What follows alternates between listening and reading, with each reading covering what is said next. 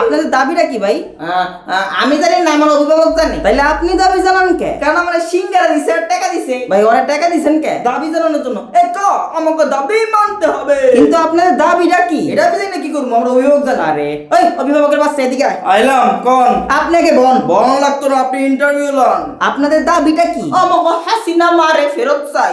এটা হাসিনার মিছিল না, কিন্তু এটা তো আন্দোলন চলতেছে, এটা তো মিছিল না। আন্দোলন আর মিছিল দুটো এক জিনিস না? মনে তো হয় না। ছাত্র যেটা করছিল এটা কি আন্দোলন ছিল নাকি মিছিল আছিল? ওটা তো লং মার্চ আছিল। তাইলে কি আমরা এখন লং মার্চ করতেছি? এটা না আগস্ট মাস, মার্চ করবো কেন? করলে করবো লং আগস্ট। আরে কি শুরু করলাম? আমরা হাসিনা মারে ফেরত চাই আন্দোলন মিছিল রে। রে কিন্তু এটা তো হাসিনা ফেরতের আন্দোলন না, এটা হলো শ্রমিক আন্দোলন। আমাদের এটা হচ্ছে কি মন্দির ভাঙ্গার আন্দোলন। আমরা বিচার চাই, বিচার চাই। আপনারা কি ক্লিয়ার হন্ডা কিসের আন্দোলন? না না, আমরা আন্দোলন করতাম না। চলেন ভাই, আমরা লং আগস্ট করি। এই আপনি দিয়ে আসেন। আসি বলেন। মন্দির ভাঙছে কার?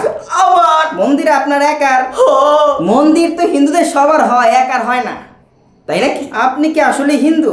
না। তাহলে আপনি এখানে কি করেন? কারণ আমি একজন গর্বিত ছাত্রলীগ। হ্যাঁ কিছু না, এই চল আমরা যে মন্দির ভাঙি, মন্দির ভাঙার আন্দোলন করি, চল। মন্দির কি তাইলে আপনারা ছাত্রলীগরে ভাঙছেন?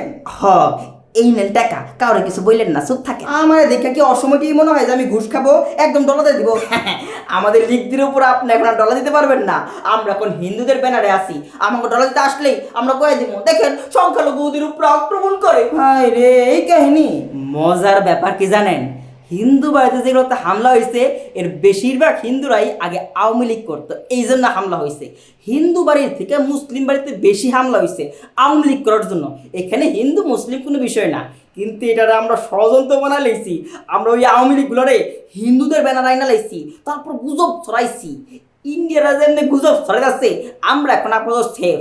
আমরা যারা মুসলিম আওয়ামী লীগ আছি তারাও হিন্দু ব্যানার আইসা করছি, আমাদের এখন আর কেউ কিছু করতে পারবে না। আমরা লিখলে যে কত মানুষ করছি, দুর্নীতি করছি, চাঁদাবাজি করছি, কত খারাপ কাজ করছি, কিন্তু এখন আমাদের কেউ কিচ্ছু করতে পারবে না, কারণ আমরা সংখ্যালঘু সাচ্ছি।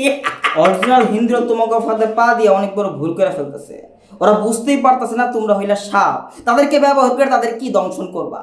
এই দেশ যে স্বাধীন হইল, এই স্বাধীনতা বিরোধী হিসেবে তাদের নাম ইতিহাসের পাতায় লেখা হয়ে যেতে পারে। তারা বুঝতেই পারতেছে না মুসলিমরা তাদের ক্ষতি চায় না, মুসলিমরা তাদেরকে নিরাপত্তা দিতে চায়, এই ছাত্রলীগ থেকে নিরাপত্তা দিতে চায়। কিন্তু হিন্দুরা তোমাদের ফাঁদে পা দিয়া হয়তো মুসলিম হিন্দু সম্পর্ক নষ্ট করে দিবে।